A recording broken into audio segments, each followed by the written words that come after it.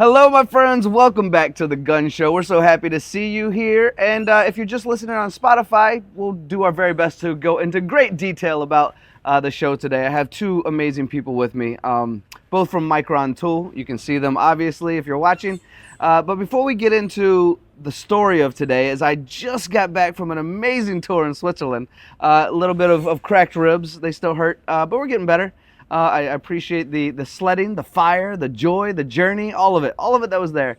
Let's thank our sponsors, because we cannot do this show, we cannot do the Gunn Show as we travel around the world without our amazing sponsors. So let's go through a few of those guys.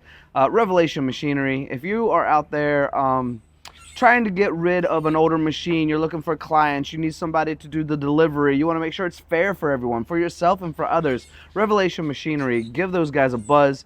Amazing company, highly recommended. EBITDA Growth Systems, they are a consulting firm they guarantee that they will double your profits within 3 years. So whether you're struggling and you want to make some money, or whether you're doing really well and maybe looking to sell the company, they will double your profits within 3 years. If you're a struggling company, they'll pull you out of the struggle and help you create success. We love our shop floor coffee. Shout out to you guys. I don't have any with me today, but we are drinking it regularly. AMT, IMTS, we truly appreciate you guys. NTMA, great association. If you're looking to get connected, AMT, NTMA, wonderful people out there. Tecma, the folks down in Mexico, we appreciate your sponsorship as well. And the American Precision Museum. If you guys haven't been out to Vermont, and you don't know if you'll make it to Vermont, firstly, I recommend you go, and it would be incredible firsthand, because I had the opportunity to do that. But if you can't make it out to Vermont, this place is about an hour and a half away, but it's the original Silicon Valley. This is how precision manufacturing started. So if you can make it, awesome. If you can't, head over to the MTDCNC channel. We did an hour and a half tour in depth from person to person to person, and you can see very closely how it was all done in the 1800s and even before. I mean, fascinating place. All right, thank you so much for our sponsors. I don't like to fast forward that, but I also like to get to my guests as well. And yes, that's all memorized, by the way. I got my buddy Clive, and I got my buddy. Wait. Have you been here before? Do you even need an introduction, Vince? It's nice to be back. The Gunn Show. It's nice to be here. Vince, you and I, and we'll get to you in a minute, Clive, but you and I did the very first episode of the VIP edition in the studio. How was that experience for you? I was really nervous for it. I didn't sleep well the night before. Slept a lot better last night, but I was super nervous for it. It was a really nice experience. Is that why you brought a friend this time? Yep, brought a friend. Yeah, but you're less nervous. You're like, okay, I had a little bit of nerves. I'm bringing a friend this time. Yep, exactly. No, it was a beautiful studio. It was a really nice experience. And you did really well. The viewership, people paid attention to what you were saying, the tools we went over, where you came from, a little bit about your journey. I mean, nerves or not, you did a really great job. I was surprised to see the views on it, actually. Yeah, because you have a lot of big time, serious manufacturing people that you brought on, and to me, I feel like I'm at the very bottom of the totem pole of every other guest you had. So it was really cool to be a part of it. Maybe you should go ahead and raise that level of your self-perspective there, because it did do really well, and you are also a big-time person, and we appreciate you. Clive, how are you, buddy? Good, how you doing? First podcast ever? First podcast ever. That's awesome. To be here, outdoors, beautiful Boca here. Vince, I think, passed along some nerves, so we'll get through it. Take a little effort away from him. That'd be great. So. Well, we're happy to have you. And being honest with everyone watching and listening right now, Vince and I had to beg Clive to get on here. When he first arrived, I was like, I had 2 chairs here. I had 2 microphones. I set up. It's like, Clive, please join us. He's like, nah, that's not for me. But you did it. Thank you for being here. I appreciate the invite. I'm looking forward to the conversation. It's always good to talk with you on or off camera. And yeah, I'm looking forward to the conversation.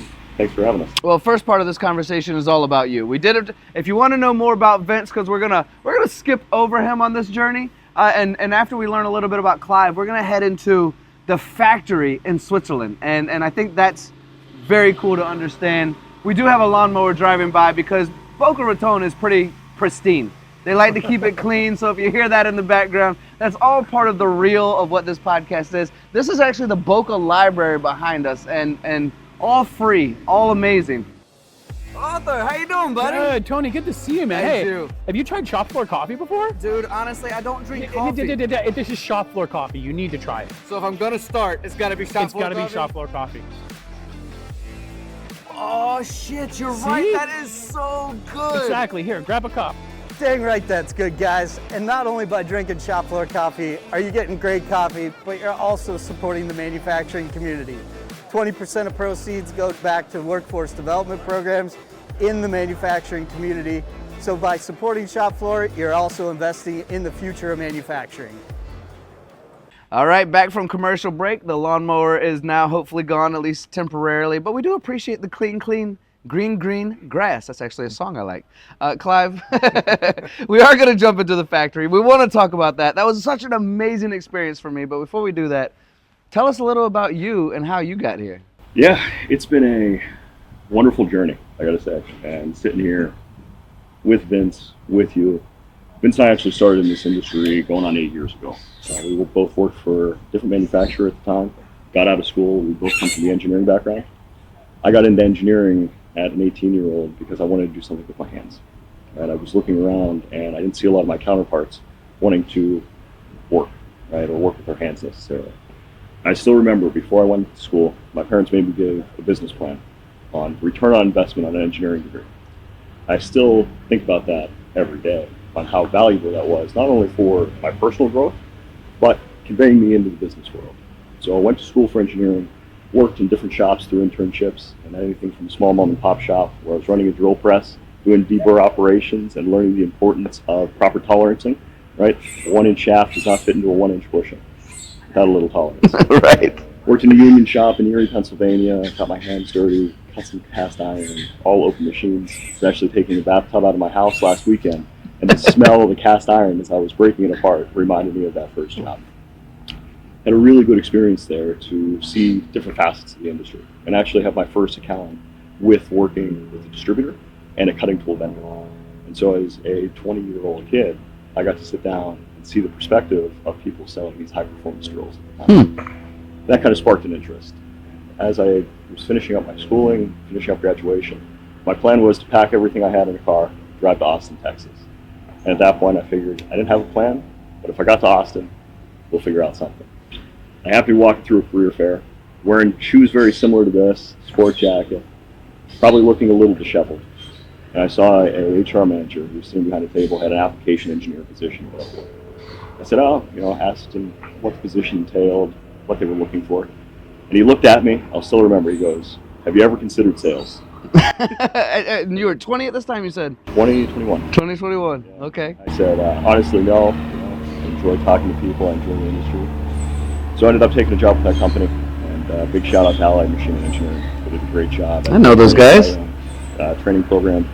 Had a very good experience, and they really laid the foundation for me in not only technical cutting sales, but outside sales as well.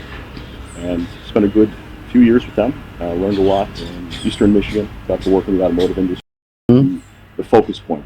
It's always been important for me to have these touchstones in our industry on where American manufacturing really came from. And I look at Detroit, I look at Eastern Michigan as a cornerstone. Right? I think it's rebuilding now, but definitely a heart that used to be there. I'd like to see that come back. So spent my time up there.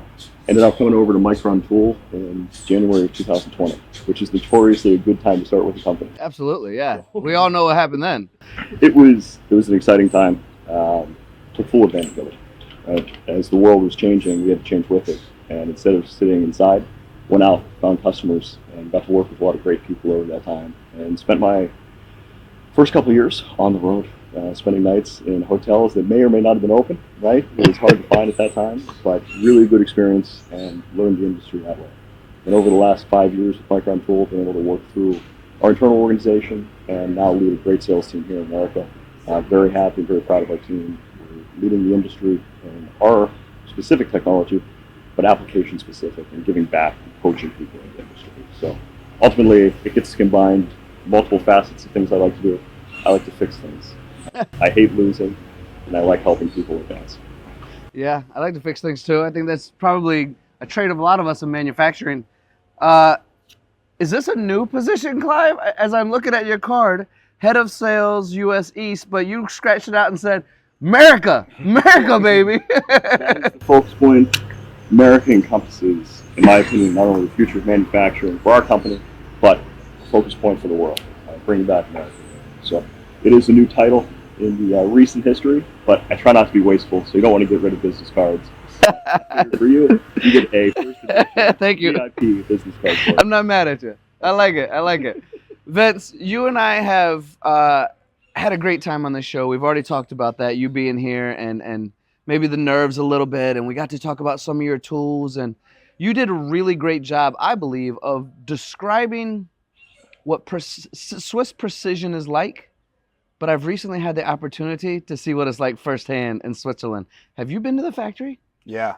What did you think? It is impressive. I'm excited to hear more about some of the other factories you got to see, but going to see the factory, and it's not just the machines or the technology, but it's the entire process, at least for me. Like, so when you see these guys, and everyone makes coffee in the morning, right? And you see their coffee machines and the way that they do it, just a simple task, and they kind of take that same process with everything, with full attention to detail. I know you work with a lot of Japanese manufacturers as well, and you hear about the Japanese, the German, the Swiss, and they kind of have that same idea. So to see the way that they do it, the process, all the people involved, that to me was really cool. But I'm curious, as the people you met there and some of the things you got to see, what did you like the most, especially from some of the other companies as well and some of the people you dealt with there? It's a great question to reverse it on me as well, Vince. Maybe you should be the podcast host come next round. You're getting too good at this. It's a really great question. So much like you, Clive, and probably similar to you as well, Vince, I like to fix things. And I like to figure out what's wrong to improve. And I really enjoyed, and I think this is probably a common answer, but I really enjoyed the R&D area.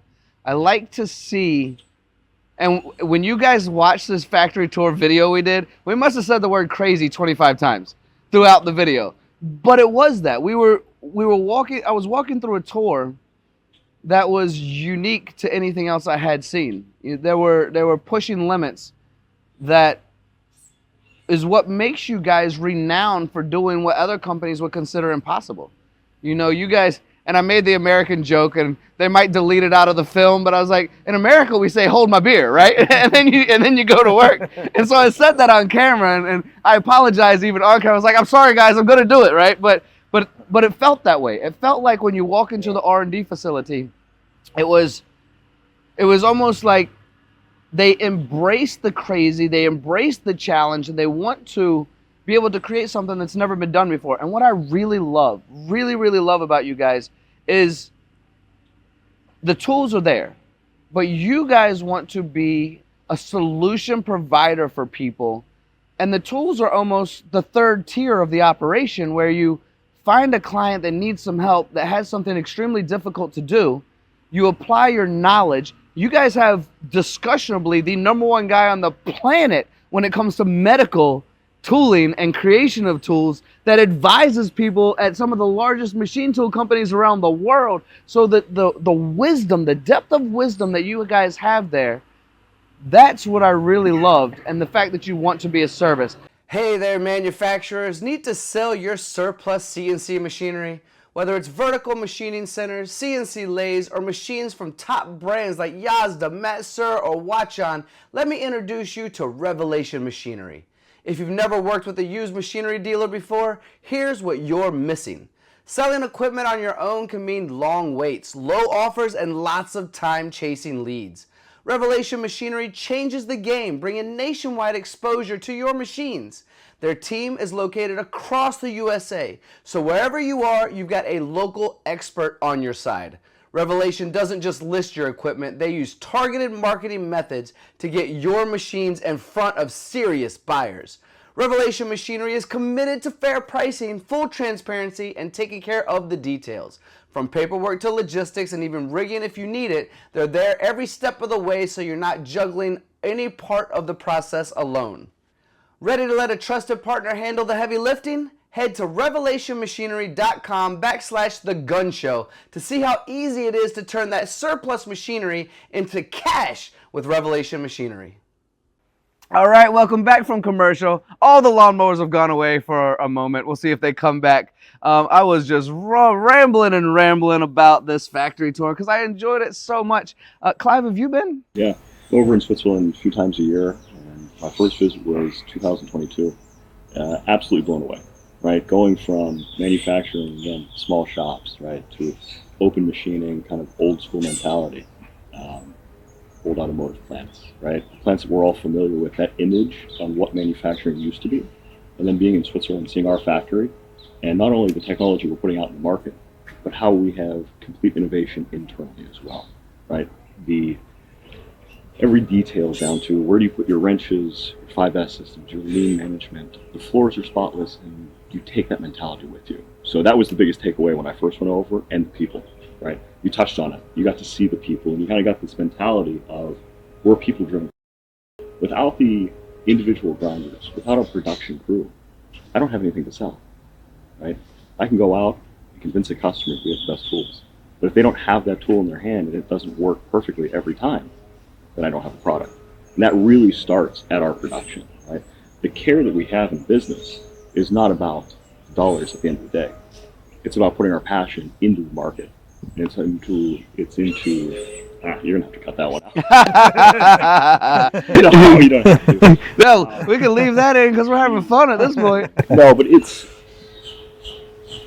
more than just a product. Right? We have a lot of our production staff coming in from Italy every day, making that commute, making that commitment, right, to come work in our factory opposed to any other company around. Why? Because they trust and they believe in what we do. And that starts really with the precision that you're going to be setting up your machines. That's the precision of making sure every documented measurement is done correctly. Right? We sign off on our prints. Why? For accountability. It's standard. It's how we view ourselves and say, if we're going to be accountable to ourselves, then we can be accountable to the rest of the world. And that's why I'm here. That's why I fell in love with Mikron Tool, was because of the people there. Right?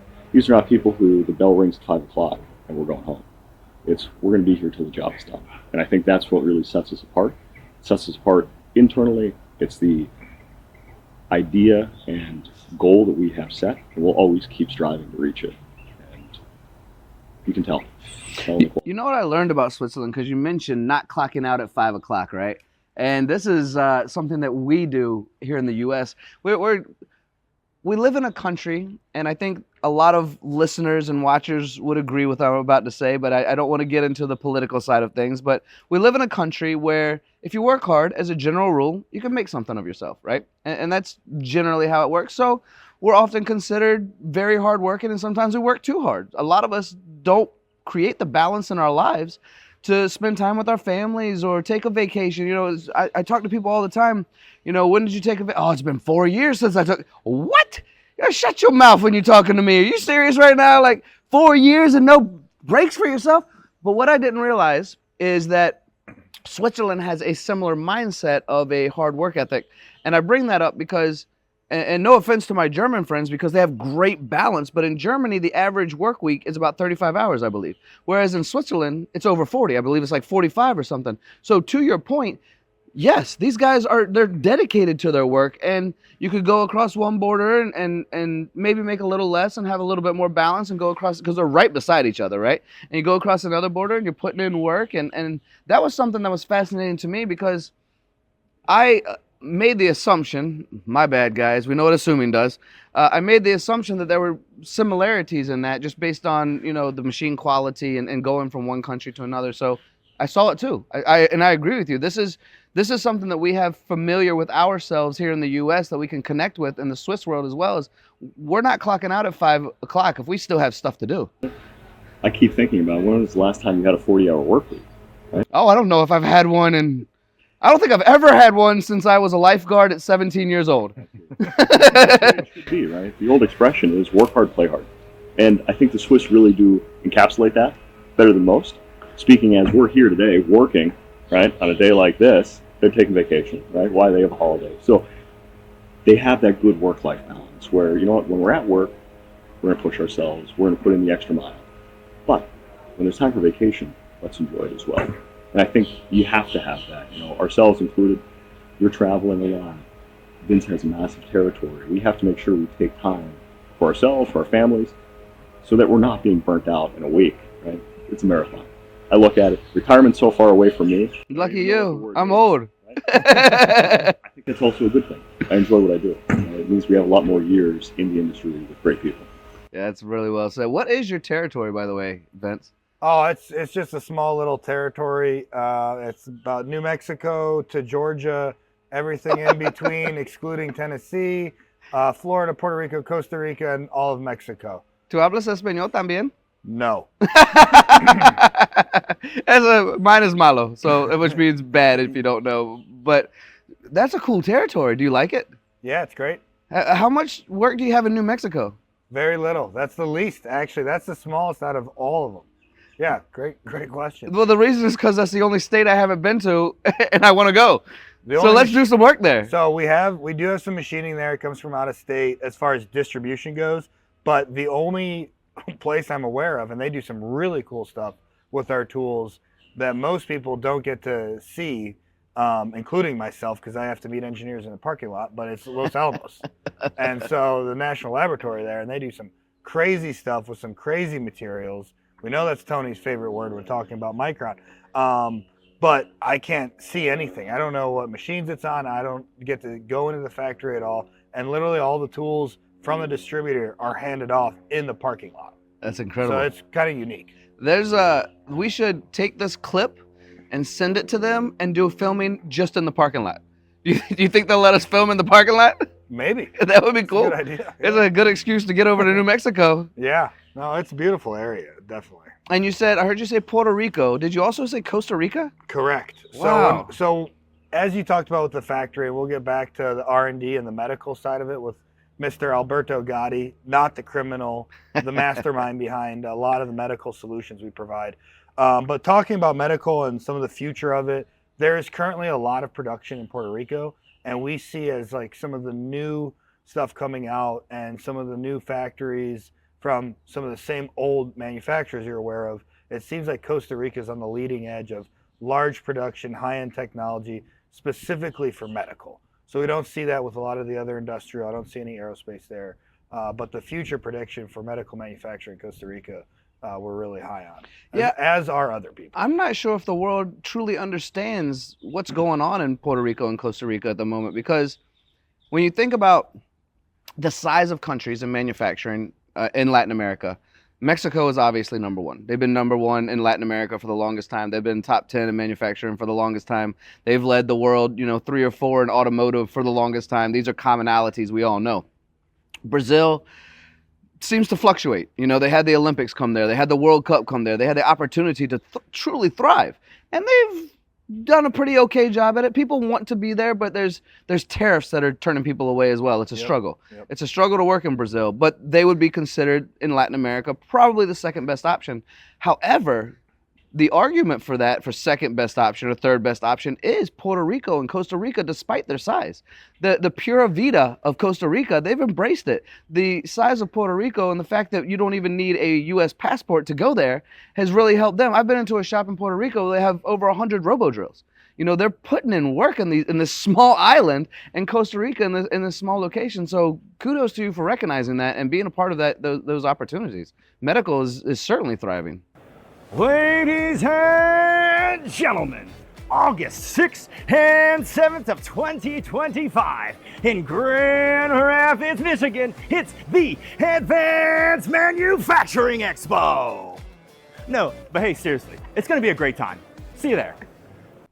Yeah, especially in Puerto Rico. I mean, that's ongoing. It's been the way for at least the last 5 to 10 years. Mm-hmm. But it's not stopping anytime soon. So Yeah. the tax side is really interesting from the relationship with the U.S., both as companies and as individuals.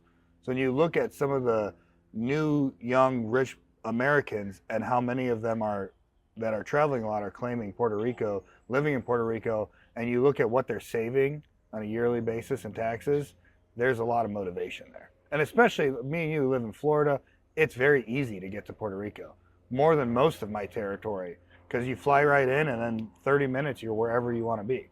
Yeah, I can get to Puerto Rico quicker than I can get to New Mexico for sure, or Yeah. maybe I'm in Chicago. I mean, Puerto Rico is right around the corner. Yeah. And you're right. One of my really good friends who has turned himself into a multimillionaire over the last decade with sunglass manufacturing. He's like the Wolf of Wall Street right now in Puerto Rico. He bought the top floor of this penthouse, and you're right. It's incredible, fascinating. Okay, what's your territory? All of America. Oh yeah, that's right. Come on. I'm only teasing because of that scratch out. Absolutely. That encompasses Canada, Mexico, and Central America. Tell me about business in Canada. Yeah, good question. High precision machining is alive in Canada, right? Particularly in the province of Quebec. We think in the U.S., Quebec is right over the border, and I tell people it's the closest European experience you can get. A lot of French. Right? Mostly French, right? Quebecois French, right? Which is, as I'm told, I don't speak French fluently. I speak enough to get by in some areas, but my wife speaks French, and she worked for both companies. French mainland Europe, Canadian French, completely different. So for any of our French viewers, we want to make sure that we understand the subtleties there. Appreciate you clarifying that. Outside of it, it is important even when it comes to manufacturing, because a lot of our aerospace work coming out of the United States is going to the province of Quebec. They're a leader in it, and Ontario to a specific sense. Windsor has that special relationship with Detroit in the automotive industry. Sadly, right now, that industry for mold and die and the larger manufacturing, the stamping molds, is a little bit slow right now, following our automotive industry. But bringing back to that aerospace, the quality of machine work I've seen out of Canada rivals anything in the world. Right? They're investing in new machines, I'd say more so than a lot of other areas, while dealing with some of the hardest materials, new techniques, and demanding tolerances. So very impressed. From a personality perspective up there, very welcoming. I don't know if it's because no one wants to go to Quebec in the wintertime, but if you do, I've always been welcomed with open arms up there.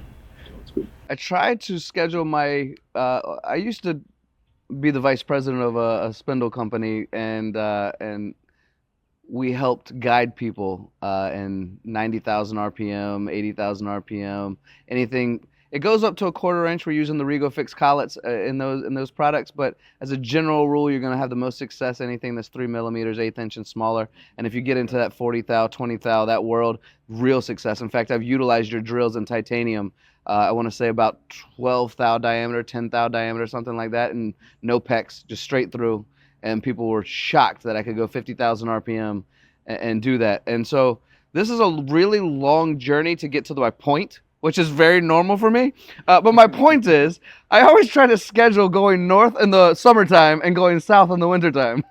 We were talking about it yesterday. My travel schedule anymore is so oblivious to the rest of the world, right? We get down here, Vince goes, the hotels are expensive this week, it's spring break. I said, when is spring break? He goes, Clive, it's around St. Patrick's Day. You have to remember these things. I said, sometimes you get lost. I was in Quebec last summer, couldn't get a rental car. I think to myself, why can't I get a rental car here in Montreal? It was F1. The whole city was packed out. I said, okay, well, you accidentally scheduled some pretty good events to see. Yeah, dude, I'm totally with you on that. And you're right, Vince. It is spring break right now. It's our expensive season is pretty much November to April here in South Florida, but it definitely gets real expensive during spring break. And all of the locals want to leave, but most of us find ourselves on the beach cleaning up the trash. Please stop doing that. Of the people who are coming here to party, every weekend, my wife and I, we're out on the beaches cleaning up the mess of the spring breakers. Quick shout out, Captains for Clean Water. Come to Tampa, clean your water, don't put your trash in the water. I like that. Tell me more. So Captains for Clean Water is a big initiative. It's all over the Gulf Coast, across Florida, and it's a really nice way to keep this great resource we have, both the water for swimming, for fishing, and our natural resources in a way that people want to continue to visit. So we have higher sales tax here in Florida. When people come down, we want them to visit. We want them to spend money here. That's great. Clean up after yourselves. And locals as well. Very well said. Thank you for doing that shout out. Completely not manufacturing, but I'm happy we did that. Not at all, yeah. So, we do a lot of support for the Everglades here as well, clean water efforts. Yeah, we definitely participate a lot in that. My wife is super involved, so thank you for that shout out. That's awesome. I'm going to take this as a segue here for you guys. Yeah? Perfectly. So we talk a lot about sustainability, right, are waterways. Well done. What's your thought about the European sustainability model, right, in manufacturing? What did you think about seeing grass on top of manufacturing buildings, right, when you were over in Europe? It's a good question, and I try not to be offensive because the whole world doesn't care about sustainability in the same sight. Let's just go with sight instead of hindsight or even perspective. Let's just go with sight. So people ask me regularly, can you help me make a video that showcases our sustainability? Clive, you might be starting to learn this about me. I do eventually get to the point of your question, but it is always around like this. So people ask me all the time, can you help me highlight our investments in sustainability and being eco-friendly? In Europe, it's all about doing the right thing. It's all about, we created this building and we built up instead of out because we wanted to protect nature. We make double pane glass because we want to keep the heat in and the cool in. Our entire roof either has grass or solar panels, and it's process after process after process, making sure that they're doing the right things to be good to the earth. And that's the mindset. If I was to create that same mindset in other parts of the world, honestly, and please, no offense for watchers or listeners, I wouldn't get subscribers or people to buy in based on just being good. So you have to spin it and say, what is my profitability going to be by doing these things? If I'm reducing energy on the pump of my machines from my coolant, if I can invest in something like that, it's the right thing to do for the environment, but also it puts an extra X amount of money in your pocket, right? So I love it, honestly. I'm on the side of let's take care of the earth because it's the right thing to do, and I'm not ready to move to Mars yet. It's a long way to go, and I hear there's no coming back. So I'm not ready quite to go to Mars yet. So I'm thinking maybe we do what we can to take care of this earth. So my current role, as you guys know, is to share everyone's story as authentically as we can in the best light that we can to create success for others who don't have the ability to travel to go to these places or go to trade shows and learn about the technology firsthand. They need to know the truth. And oftentimes the truth is only seen with the people with the biggest budget that can pay the most money to get marketing done. And that's the only truth we know, but there's so many great companies out there. So having an agnostic, unbiased channel like MTDCNC, we get to go into places that a lot of people don't get to see firsthand and share those stories with them. And I think that's important for people to understand, and we can take the eco-friendly and we can take the profitability and we can take these technologies that are rarely seen and showcase them to people. And ultimately, that's our job, is to try to do the right thing by manufacturing and hopefully allow everyone to create success that they deem their values, right? Their morals and their values. So hopefully that's some eco-friendly, hopefully that's some product placement, hopefully that's understanding how to do machining better, whatever it might be. That's kind of our role. I hope I've answered some of your question. No, absolutely. It's just, I think you hit the nail on the head. It's the ethos of doing the right thing. Right? It's individual workstations on making sure everything is lined. Right? Putting away our toys as kids. These are all important factors that people, I think, forget about sometimes. And picking up trash in the waterway, keeping the water clean, or making sure your company is not dumping your used oil into a stream. These are all important factors of doing the right thing. And not to harp on it, but Mikron Tool is a company that has people doing the right thing, and we have a good result. Right? I tell my customers all the time, I tell my friends, we're not a sales company. We're an engineering company that happens to have a sales team. And there is a big difference. If you're being run by bean counters or accountants, I mean, what is the baseline profitability we have to achieve? Right? Are we willing to sacrifice profitability for quality? Mikron Tool has never been that company. And that's what drives it. But it starts with doing the right thing. And success will come out of that. I think for anyone getting into manufacturing, the biggest lesson I could say, please, do the right thing. That comes into filing your 1-inch block. That comes to cleaning up your tools at the end of the day. It comes to checking your drawings. I'll always remember there was a professor I had in school. One of the biggest docking of points I ever had was a mislabeled beater line on a drawing. But the lesson taught was, I've never done it again.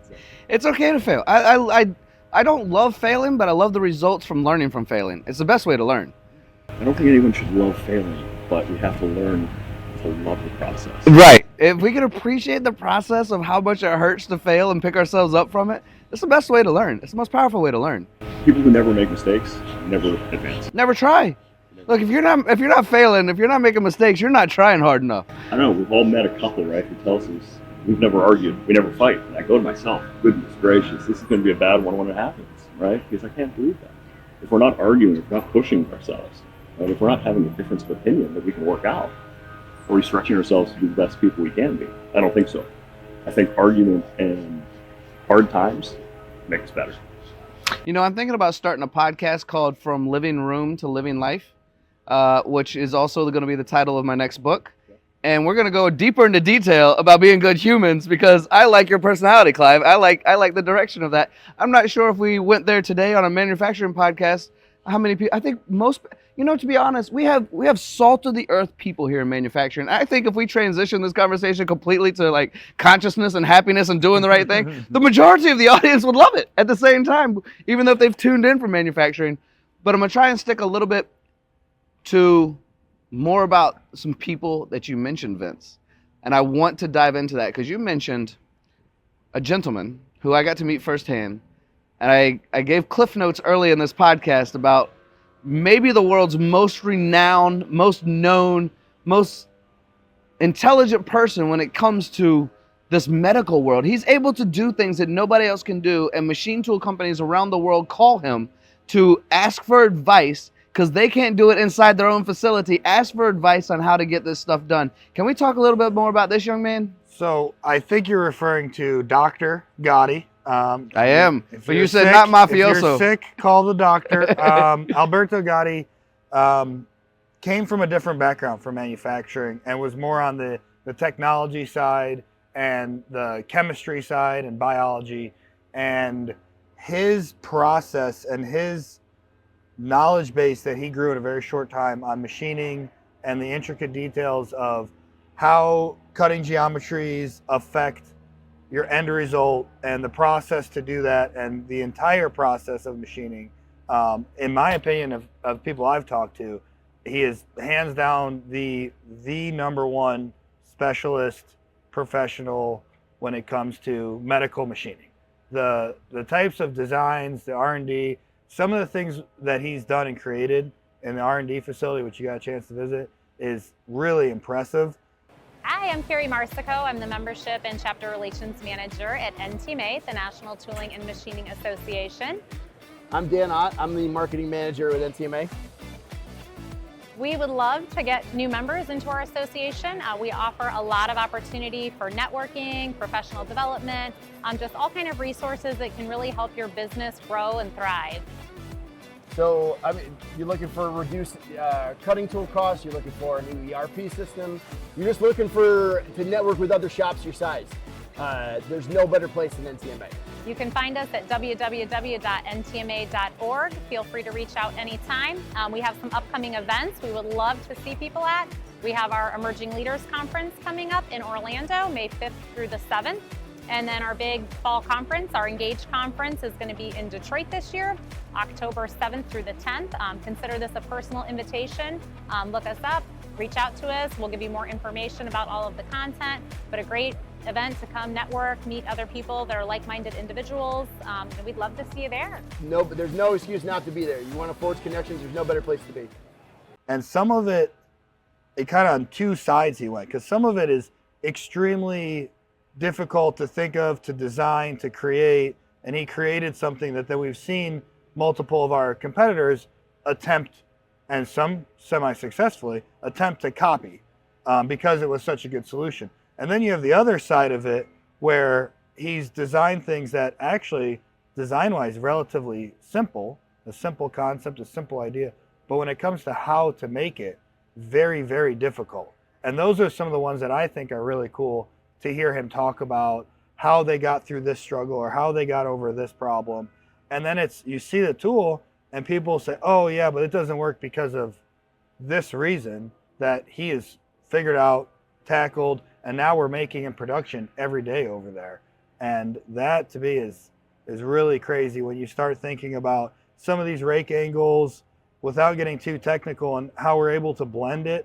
And we're talking microns over a profile that the entire process is completely captivated by that tool. If that tool is out, there is nothing you can do to fix the problem now. So now you have to convince customers that they should put their business in the hands of our designs. And after they see the reliability, the traceability, and we just consistently are making those tools every single day, it's comforting to know that I can say, yeah, this works, it works great, and please put your business trust in it, because I've been able to see that success with multiple customers. Long answer. No, I loved it. And in fact, it brought up a lot of thoughts for me as well. When someone's struggling and they're trying to make something work, reducing cycle times, longer tool life, processes that haven't been done before, these types of things, they often think that if I can't do it, who can? This is my process. I know how to do it. And to trust someone, and sometimes it's more of a challenge, like, I can't do it. I bet you can't either. But you guys consistently do it. That's what's so wild, is you consistently make things better. So the reason I bring that up is because people are watching and listening right now. I guarantee you there's a process in their facility right now that they are struggling with, or that they could do better on. And I know you guys can reduce that cycle time and help them with those processes, which is why I say it out loud. Now, one story I heard while I was over in Switzerland was one of the most renowned machine makers in all the world. I won't say the name, but one of the most. One that if I said the name, you would go, they have all the opportunities in the world to have all the engineers in the world, to have all the success stories in the world, and have all the resources in the world to create that success. But they reached out. They were having a problem with a medical part. And this medical part was taking far too long. It was in 2.5, 3 hour realm. And they reached out to Mr. Gotti, Dr. Gotti, amazing guy. You're gonna, everyone will get to see him in video soon. His personality, he's not just smart, he's fun as well. His personality in this video is fantastic. So I was told that this company reached out to Dr. Gotti and they said, we need this in order for our customer to succeed. And they were above 2 hours. They said, we need this in an hour. And he's, an hour? You can't even get to 2 hours yet. You want me to do it in an hour? But his wild mind and creativity and knowledge of the medical world, he ended up doing it in like around 40 minutes. 40 minutes. We're talking, can you do it in an hour from over 2 hours from one of the greatest companies on the planet? And he did it in 40. Like, this is what your company is capable of doing for anyone out there watching and listening right now. Like, I brag about it because I've seen it firsthand. I'm not wearing your shirt. I'm wearing a suit. I don't have the crazy about crazy tools, but I got to walk through the factory and see what you're doing firsthand. And I'm a believer, and I know what it's capable of doing for the people out there who are struggling as well. Yeah, I appreciate the free publicity there. Yeah, well, I look, when I see something can help people, I'm gonna yell about it. It's, again, what do we deliver, right? We're not just delivering catalogs. I could drop it off at your shop and bring you no value, right? We want to stand behind those products. We want to say, okay, if you're struggling, you can buy our tool, fine, but we'd rather work with you using our tool than just that lack of bridge, right? We want to help the customer not only become better at the part that they're working on specifically, but the part that they're going to make in the future. Mm-hmm. Right? We always say you can lead a horse to water, but you can't make him. Well, I want to take the horse to water, I want to teach them how to drink better. Right? That's the idea. Because ultimately, time's valuable. Our customers' times are valuable. If they don't have to reach out on every application because now they have the knowledge, our job is completed and it's completed well. So that's the partnership we want to make with each and every one of our customers. Is, do they have a problem? We're the solution provider. I look at it, it's a black and white sales job, quite frankly. We've talked a lot, different conversations on commodities and tooling, and what our philosophy to market is. Right? If my tool's not going to help, please don't buy it. We'll be the first person to point you in the right direction. Yeah. But if no one else can do it, give us a crack at it. Because we have a great team behind us. We have the best tools in the world and the best people running it. And I firmly believe that. It's what separates it. It's constant geometry changes, new products that you look in the marketplace, you don't see an equal for it. Right? And some of them are outlandish or out of the box. Well, look at our shirts. The amount of times I'm staying in an elevator and someone goes, crazy about cool tools. Crazy about all tools. Crazy about tools. What it is. It's a good slogan, and that's fun that you get that in an elevator. I wanted to make a shirt at my last company, and they wouldn't let me do it because it was too cheeky. Okay. but we doing the high-speed spindles, right? And I wanted to make it and said when you only have time for a quickie. And they wouldn't let me make that shirt, but maybe Crazy Mikron Tools might let me. That's definitely we'll talk about. Yeah. Well, you only had time for a quickie. I thought it was brilliant, but they never let me do it. We're gonna wrap this up as we've been talking for a good amount of time now. We've told a whole lot of stories. I'm gonna tell one more story, and then I'd love for you guys to just any sort of wrap up closing statement you'd like to make for the audience. But my closing statement is that I did get to spend time at the factory. I know Stefano wants me to, on this podcast, share my adventure of walking through the factory, and I will, and I do, and I have been. And the video is coming, so everything I say, you can see and follow up if I'm lying, which I don't because I'm not smart enough to lie. Because if I lied to you, I'd never remember the lie, and then it would be horrible. So I always tell the truth. I enjoyed the tour. I enjoyed the factory. I mentioned when you first asked me the R&D department. I've been in R&D when I was a machinist for 12 years. I did a ton of R&D. It was one of my favorite things to do. I had 7 patents in the jewelry industry. I was considered top 5% in the world of understanding how to machine precious metals. When I was in custom cabinetry, one of my favorite things to do was turn a kitchen into somebody's dream, and that's the R&D side of making these things happen. So R&D is my love, and being in that part of the facility was my favorite part. However, walking through the factory, seeing all the machines, seeing the growth or the investment in young people to bring them through the facility, the meticulous art that goes into your tiny, tiny tools that most people cannot do was fascinating as well. But my favorite part was everywhere I looked, on every photo, on every wall, people were smiling. They loved their job. They loved being a part of something that was a bit unique and a bit different and a challenge, and participating in that challenge and feeling valued at this company. Everyone I talked to was smiling and felt valued. And so that's my full story of what I felt coming into and walking out of the factory in Switzerland. And I cannot wait to share that video with everyone. Clive, have I given you enough time to think about a closing statement as well? Yeah? Thanks for that. Thank you for seeing the people that we have over in our factory. Thanks for sitting here with Vince and I today. It's beautiful. My closing statement is, hey, go out, be a machinist. Tell the young people in the world, go to a shop, right? That's my passion project. I want to see the generation that I think we lost in American manufacturing come back. I want to see American manufacturing be great again here, growing up, new, innovative, and leading the world. And aside from that, call your local Mikron Tool. Right? Get a crazy solution, get a crazy idea. If we don't have the answer, we'll find someone who does. We'll work together and be friends with this. It's all about it. I like it. Tony, thank you. Wonderful experience. Thanks Absolutely. for dragging me on this. Look forward to doing it again. Yeah, my pleasure. Vince, any closing statements, brother? Just a big thank you. I mean, MTDCNC, Tony Gunn, obviously you are a leader in your industry, and we're very happy to partner with you. We also want to say, let's make American manufacturing great again. We're really excited about the future. And then a small snippet, don't want to give away too much, but we have a big national test, essentially, that we're going to be putting out there to say, hey, if you fit into these categories using, certain definition parameters, essentially X amount of machine spindle and these sizes, we want to put our money where our mouth is and say we think that we have some great tools and great solutions. Might not work for you, hopefully it does, but we're willing to put some tools out there and give it a shot. So that's what we'll be covering in the future and looking forward to it. So again, thank you very much for your time, sir. My pleasure. And now that you've said that, now I want to know more details, but I guess you're not going to give them to me, are you? And commercial break. Okay, not yet. Okay, I didn't give you guys time to prepare for a game, but I'd like to play a game real quick. And normally I ask you guys to be I guess the host of the challenge, which is 2 truths and a lie. But I just got back from Switzerland, so I want to do it this time, and I want you guys to guess which one is my lie and which ones are my truths, if that's okay. Because I was just there, and I got to spend time with your teams over there. And it was one hell of a journey with the Rigo Fix family. So 2 truths and a lie. I got to go sledding in the Alps, and some people hurt themselves, but overall had a great time. We had one guy chip a tooth. We had one guy smash his arm. We had one guy crack some ribs.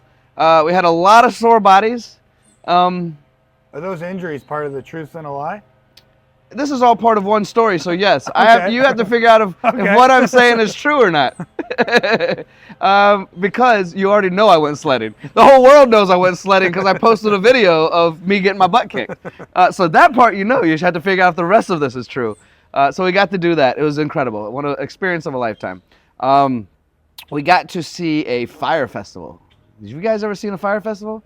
So it's this old pagan tradition where you bring fire to burn out the spirits, and it happens all the time every year around Ash Wednesday, which is kind of a part of Catholicism, right? So the town we went to, they had probably an hour and a half of people carrying fire, like children with fire on their heads, wearing suits and these giant sticks. You make the sticks yourself, and the heat was so intense that up in the bleachers where we were, you didn't need a coat. It was hot as could be. Every time they walked down some of these fire pits that they were pulling with carts, 6, 7, 8 people, the entire crowd had to turn around because they were starting to melt their faces off. And during this time, you take it through this tunnel, this ancient tunnel from hundreds of years ago, and one of them got stuck, and for the first time ever, the tunnel started to catch fire, and the firefighters had to put it out. And that was part of this incredible adventure of this fire parade that they do every year. The town has about 10,000 people regularly, but about 150,000 come just for this parade. And that was another experience we had.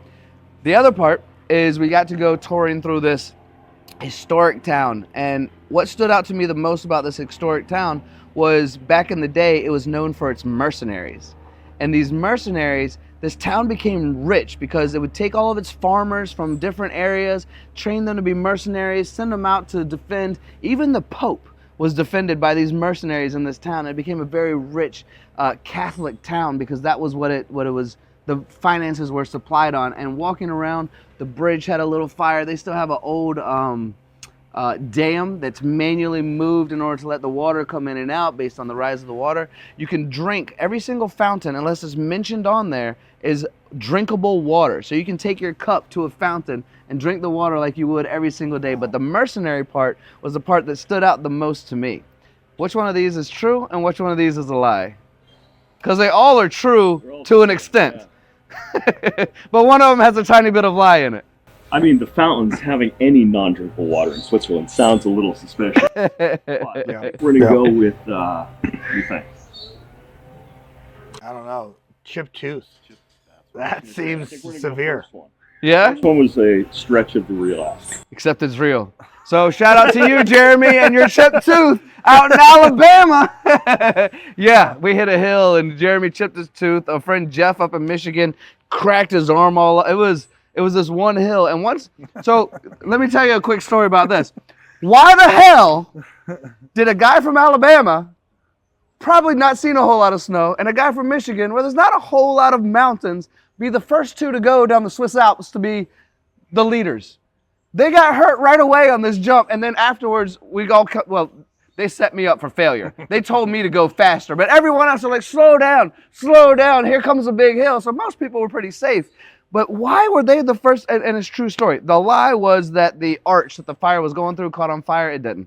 They're actually really, really professional, and they do this every year. But it was an hour and a half of it, like the most intense fires, and I cannot wait to show you this on the documentary we're creating, which Mikron Tool gets to be a part of. So you'll have pieces of your factory along with the fire and the sledding, and we actually had a 360 camera while sledding down these hills of the Alps. You're going to see crashes at a 360 view. So that is our show today. This is the Gunn Show. Thank you all the sponsors. Thank you, Clive. Thank you, Vince. Appreciate you being here, sharing your story. And thank you all for tuning in. I hope this has been enjoyable for you.